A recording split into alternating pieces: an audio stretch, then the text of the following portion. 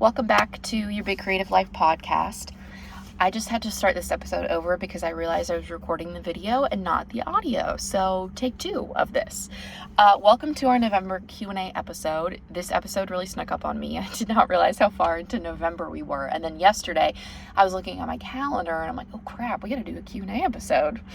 We're going to be traveling next week for Thanksgiving. Sam and Audrey and I are going to Minnesota. We're going to be spending it with my family, and I'm feeling a little nervous about the flight. This will be Audrey's second flight.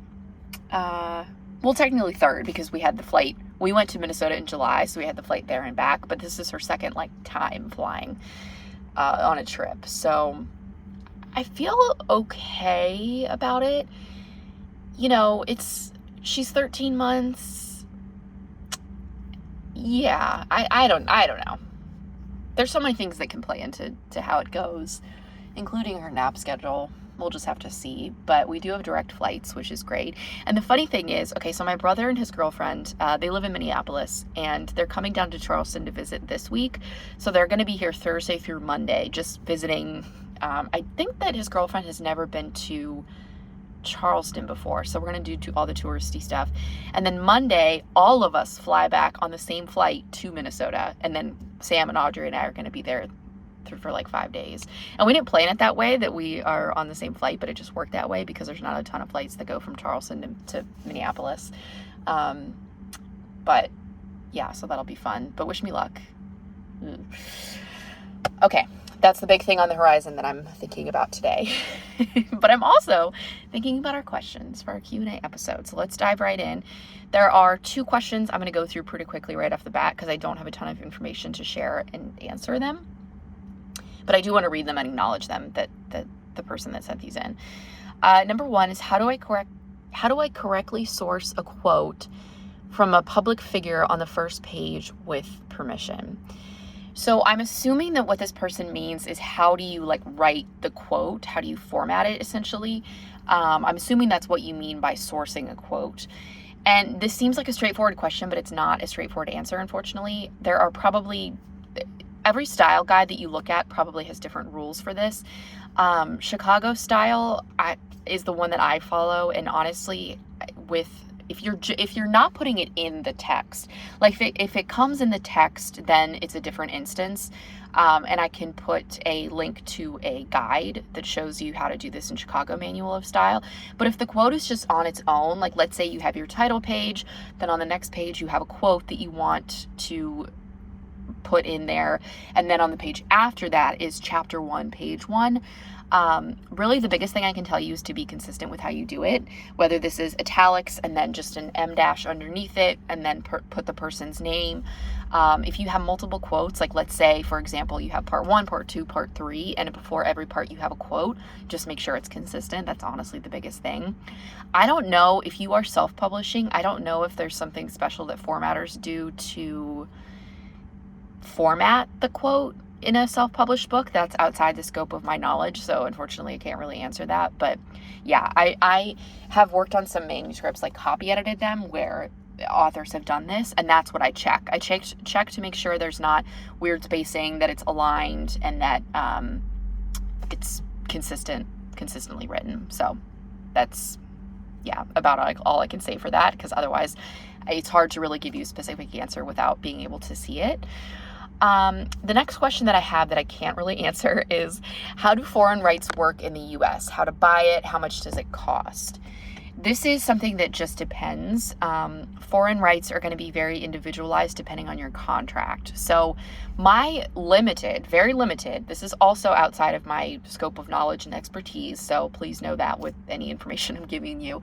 But my understanding of foreign rights is that there's always a contract involved, right? Because it's a deal. You are giving someone the rights to publish your work in the United States. Or if you're in the US, you're giving someone the rights to publish your work in a different country. So there has to be some sort of deal, some sort of contract in order to make that happen. And that's where all the financial stuff gets worked out. So it's just very individual. It depends on the contract. It depends if you have an agent or if you don't, if you're just doing it yourself. Because if you have an agent, they'll take a percentage of that. I believe it's Actually, I can't remember what it is. I have an agent, but we haven't had to deal with foreign rights yet, obviously, because I don't have a published book yet. So I don't know what percentage she takes. It's between 10 and 20% of what she takes for foreign rights, but I can't remember, which is very industry standard, whatever my contract says. So yeah, unfortunately, I can't give you much more information about it because it just depends. But if you are querying, that's definitely, and you get an agent, you end up getting a literary agent, that's definitely something that they'll have knowledge of and can walk you through. And if you are self-publishing, if you're an indie author and this is something that you're looking into, then I would bet there are resources online resources for indie authors that talk about this specifically. So I'm sorry I can't give you much more than that. I just know that it varies a lot. And if you think about any sort of deal, like any sort of book deal, it's going to vary immensely. Any sort of financial numbers are going to vary based on previous book sales, based on the author's platform, based on the publisher, genre, all kinds of stuff. Next question. How do you know when your manuscript is ready to pitch? So, I am assuming this person means like when you're ready to query, because pitching is something slightly different. I mean, I guess it could be used in that you're including a pitch in your query, but I'm going to answer this as based off of you writing fiction, writing a novel and wanting to query. So a couple of things I can tell you that are really important for getting your manuscript ready for this process. Number one is, have you done multiple rounds of editing on it yourself? This is not a first draft. It's not a second draft. You have done a lot of work on it to clean it up. Not just polishing like word choice and punctuation and stuff like that, but like, have you checked to make sure that there aren't any really big plot holes, that the characters aren't lacking, that there's just nothing that happens in the second half of the book, like big stuff. Have you done all of that kind of editing as well as the little stuff? Next, have you let someone else read it? This can be a beta reader. It can be just a friend. It can be a partner. I always talk about how I think it's best to get feedback from people who are readers and who aren't too close to you, because sometimes the people who are closest to us are a little bit biased and they don't always want to give us honest feedback because they love us and they don't want to hurt our feelings. But if that's all you have, that's fine. It's much better to have, your partner read it than no one read it. So have you let someone else read it? And then finally, check in with yourself. Like, do a gut check. Are your instincts telling you that you don't quite think it's ready? Maybe a little bit more work needs to be done on the beginning or the end or the whatever. Then listen to that. But if you feel like you've taken it as far as you can, that's usually a good sign. Now, you can definitely hire an editor, and I think that's a worthwhile investment if it's something that you can do. But if not, if you can't swing it financially, that's okay. That's where the self-editing really comes in, and that's where having a beta reader or someone else look at it really comes in as well. So yeah, that's what I'd say. And in terms of pitching, if you mean like pitching in some other capacity, I guess I maybe the same things would apply, but and the reason I'm specifying novel with querying is that the process works differently for nonfiction. So I'm not sure if this person's thinking about nonfiction, but in that case, you do essentially pitch your book. Like, you come up with a proposal. That's a lengthy document that kind of shows like, hey, here's the book that I want to write. And then you sell that proposal. And then once you get the deal, then you actually write the book. Okay, let me look at our next question. How did you decide you wanted to become a freelance editor? I had kind of an interesting journey to this, because this is not something that I decided to pursue when I was young. It's not something I decided to pursue right out of college. It took a while for me to get here. I have a degree in English Lit, and I initially, for a little while in college, I was thinking that I wanted to become a book editor at like a publisher, but I took an editing class that was taught by a freelance editor and writer who highly discouraged us from pursuing that career path. He said it was very difficult to become a freelance editor. It was very difficult to become a book editor. there weren't many jobs available. He had to write on the side to supplement his income. And I believe that was all true for him. I don't think he was intentionally misleading us, but I do think that was, what year was that? 2009. Things have changed immensely since the internet, since social media. And so I it's just a different case now. But anyways, so I just didn't have, that scared me away from it. And so I decided not to pursue that, not to go down that road, which ended up being fine. I'm glad I didn't, because I didn't want to move to New York. Remote jobs were not a thing in 2009. It wasn't like I could have worked online or worked from home somewhere as an editor anyways. So anyways, fast forward to when I started writing, pretty soon after I started writing, I started thinking about editing, and I started thinking about editing in a copy editing capacity and a proofreading capacity first, because I had been a proofreader at a financial printing company before I went to grad school to become a librarian. And I had also always been proofreading and editing things for people, like resumes, applications, letters, I was always editing stuff for people. I had a really good understanding of grammar, a really good eye, that sort of thing. So I took a training online, a class that I don't even remember. It was something on like Coursera, or I don't know. It wasn't that great, so that's why I don't publicly say what it was. I can't even remember who the person was that ran it. But so I took a class, and I decided that I was gonna just take a stab at editing on Fiverr. And by that point, I had also been writing for a little while, and I'd gone through and provided feedback to people in my writing group. So I had like a decent understanding of story structure. I'd taken a lot of writing classes. That was a period in my life where I was trying to soak up as much knowledge as I could. And I'd been a beta reader for people in a non-paid capacity. And so I started out on Fiverr and told people I was new. I'm like, hey, this is I'm new. I'm just building up experience here, and then eventually transitioned off. And the reason that I really decided to pursue that is I was working as a law librarian. I was working at a law firm and was not fulfilled. I was working in big law, essentially, not as a lawyer, just as the librarian, like I mentioned, and was like, okay, what am I doing with my life? I'm helping attorneys make more money. I'm not seeing that money. Law librarians are not paid anywhere close to what attorneys are paid. And also, the law firms that I was working for, I worked for 2 before I finally quit and took my business full time. They weren't like doing,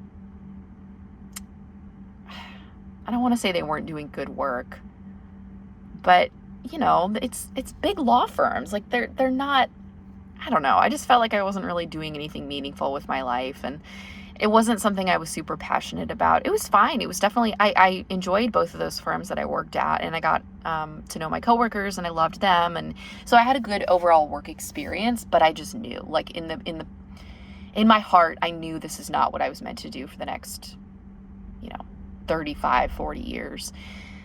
So I started looking at creating a business. I started looking at an online business specifically because I was just like seeing a lot of stuff online about this. And I'd started posting on Bookstagram as well. I was pretty active there. And so I'm like, okay, I know how to create content for social media. Like, let me see if this is something I can do.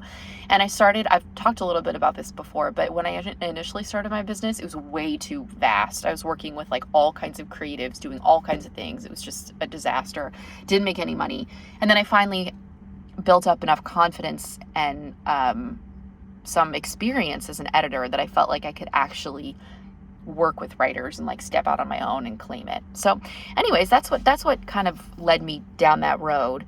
I've just been obsessed with books since I can remember, and this just kind of seemed like a natural progression for me with my skills and with my interests. And I knew that I didn't want to work for someone. Like, I didn't want to be an editor at an agency.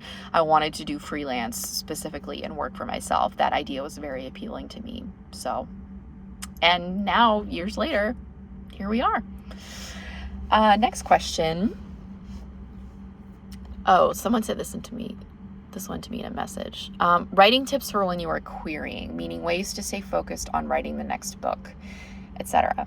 Okay, this is a great question because querying can be such a mindfuck. Forgive the language. Actually, no. Screw that. Don't forgive the language. It is a mindfuck. And that is one of the biggest pieces of advice that I heard when I was querying is to focus on the next book, focus on the next project. It is very hard not to obsess when you're querying and to focus on something else. So I just want to affirm that if you are querying and you're having trouble doing that, it's normal, and I understand. I've been there. I think it's like when you're in that period of querying and you're trying to write something else, is to give yourself extra grace, extra space, and extra just self-compassion, and do what you can to make the process really fun. So if this means working on something that maybe isn't even your next book, like the book that you want to get published, but maybe there's a short story you really want to write that's just fun, or like a fan fiction you want to write, or maybe you are working on your next book, but there's a scene that you've really, really been excited to write. Let yourself do that. Let yourself focus on the projects that you want to focus on instead of forcing yourself to write something in particular if it doesn't feel exciting to you. Particularly in that querying space, I think it's extra important to focus on things that feel good and feel fun, because then you're going to be so much more likely to do them. I mean, I feel like that's good advice anytime, but just especially when you're querying. Also, what can be helpful is to set time limits around what you are doing when it comes to querying, meaning like checking your emails, updating if you have a tracker or a spreadsheet where you're keeping track of, which you should be when you query, of who you sent your book to, their website, the email, etc. If you're updating that, like whatever you're doing related to querying, give yourself a time limit. Like, okay, every day from 8 a.m. to 8:30 a.m., like this is when I'm going to do my querying stuff. Maybe it's also researching other agents to query, whatever it is. You can also set a time limit on like your spiraling for querying. So if you are very anxious and you're trying to write something new, but it's hard because your brain is just going and you're obsessing about querying, set a time limit. Give yourself, let's just say 10 minutes. Set a timer and let yourself stew. Let yourself freak out. Let yourself worry. Let yourself do whatever you need to do to feel your feelings and freak out about the fact that you're querying, to stress about not hearing back yet, to stress about rejections, whatever. And then once that timer is up, force yourself to move on. Because I think one of the hardest things with querying is it can be so tempting to just like push those feelings down and be like, no, I can't, everything's fine. I'm just going to focus on what's next and it's just querying. It's fine. But you have to acknowledge what you're feeling and you have to give yourself time to process it. Otherwise you're never going to be able to move through it. It's just going to suck all the life out of you. So that's, I think, essential, when it comes to querying overall. But it's also, again, it's going to allow you to focus on your next project, whatever it is. And sometimes, we talk about focusing on the next book, but sometimes taking a break is the next right thing for you to do, particularly if you've been very stressed, if you're feeling burned out and you're like, okay, this manuscript is finally ready to query. I'm sending it out there. I just need a break. Please give yourself that break. And really, I have an episode of the podcast that's about, I don't remember what the title is, but it's something to do with like tips for surviving the querying process. So you can check that out as well. But yeah, otherwise, when it comes to getting yourself to focus on whatever's next in terms of writing, a lot of the tips that I give for writing when you don't want to also can apply here. Giving yourself rewards, celebrating your progress, having an accountability person that you can check in with, doing sprints where you only do 10 minutes. Like, all of those things can help when you're querying and having trouble focusing as well. So good luck. It can be a really challenging process. But yeah, just think of like the thousands of writers who have gone through this process. You know, you're not alone. That gave me a lot of comfort when I was doing it both times. And having to go through it twice just was like so horrible. But I think we have just one more question. I did get a question from someone that I answered last month on the podcast about writing with brain fog. So definitely check out last month's podcast episode for the answer to that one. Okay, how do you dictate a scene? I'd love a behind the scenes for the process you use. Thank you. Absolutely, I would love to talk about this. And also just know that in December, I have an episode coming out that's a deep dive into this entire process of me writing my first draft of my book in 30 days. So I'll talk about dictation more in that episode. So definitely check that one out when it's released. But yeah, absolutely, I can walk you through what this looked like, because it is kind of funny how much of this book I dictated in the car, which I always feel like I have to give a disclaimer when I say that I was not looking at my phone while I was doing this. So I will give you a behind the scenes like glimpse of what this actually looked like. And because I was dictating, it was so hard for me to film. Like, I couldn't actually film myself dictating because I was using my phone. I tried to do it a couple of times with my iPad and then put that on social media for a piece of content, but it didn't really work out that great, I don't think. So I can definitely walk you through what this looked like and give you an example. So my daughter's daycare is, depending on traffic, anywhere from 20 minutes to an hour away. It varies widely. And Sam and I switch off who drops her off, who picks her up. But there are a lot of days where I drop her off, I pick her up, I'm in the car, right? So what this looked like is I would get in the car, I would hook up my phone, I would plug it in so it charged. And then before I put the car in drive, like when I'm still parked, I would open up my Gmail and I would press the microphone button so that I could speak into it and it would dictate it. It would type it. I know that I know that there are writing apps or dictating apps that you can do, but this is just what I did. So this is my own process. So I would open it up, I would press that microphone button, and then I would set it down on my console by my, what am I trying to say? I would just set it down, like by the cup holders, basically. Then I would drive and I would dictate. So I'm going to give you an example. I'm actually going to do this right now on the podcast and tell you what this would look like. Okay, so I've pressed the microphone button. The good thing about it is it doesn't like time out, so it's not like you have to talk right away. So I would take a second, I would gather my thoughts, and then say something like, okay, this is the part that I'm going to dictate.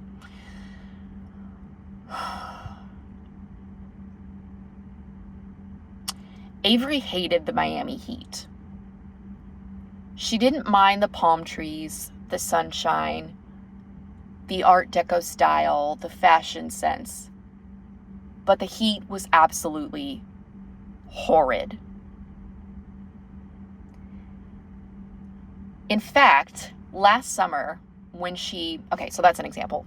I'm making something up off the top of my head that's probably not very good, but that's what I would do. That's about the speed that I would talk at. And I would take time to gather my thoughts. And if I got going, I would speak a lot quicker. And then basically once I was done with the drive, I would just stop the microphone and that would be it. And then I would copy and paste that into my Word document. And that way I could see how many words I dictated. And yeah, that's really it. Sometimes in a drive, like if I was in the car for, let's just say 30 minutes, sometimes I could get like 2,000 words dictated. It just depended on kind of like a regular writing session. It just depends on a lot of things, how motivated I am, if I'm stuck on something, if there's something I need to work out while I'm writing or before I'm writing. That all just plays into it. But yeah, that's basically what it looks like for dictating. You do have to go back and clean it up because dictating is not perfect, obviously, and doesn't include punctuation where there should be punctuation sometimes, or it misunderstands something that you're saying. So, and it's not formatted, right? So it's all one big paragraph, but that's okay. It's something. And at the beginning, when I started dictating, I would go in and clean up after every single time that I dictated something, and then that just got to be too much, and I decided to wait until the end, to wait until the draft was completely done before I went back in to clean up, because it just, yeah, it was too much to work on that, while also trying to brainstorm and think about writing and all that. So that's basically what it looks like to dictate a scene. Sometimes I would do that on a walk, like I'd have my headphones in, and I would just press the microphone on my phone and then put it in my pocket and talk, or prop it up on the stroller if I was taking Audrey for a walk and then talk into it. Yeah, that's basically it. But again, I'll have more information just overall about the writing a book in 30 days process, so I can talk about when I decided to dictate and like why I decided to dictate and all that good stuff too. I'm still shocked at the fact that I got the rough draft out in 30 days, and it would not have been possible if I was not dictating. Like, dictating saved me, especially because I have, on those days when I drop her off and or pick her up, I just have more time in the car, and I felt like it was time that I could take advantage of. You know, I wasn't doing anything else. I was like listening to an audiobook or listening to a podcast or music during that time, so might as well work on some writing. Okay, that is, let me just double check. Yes, those are all of our questions for this month. If you have a question that you would like me to answer for the December Q&A podcast, you can submit it at the link in the description of this episode. It's a forum. You can just submit a question. You can ask about writing, editing, brainstorming, mindset, social media content, life as a mom, just whatever you want, and I'll answer it next month.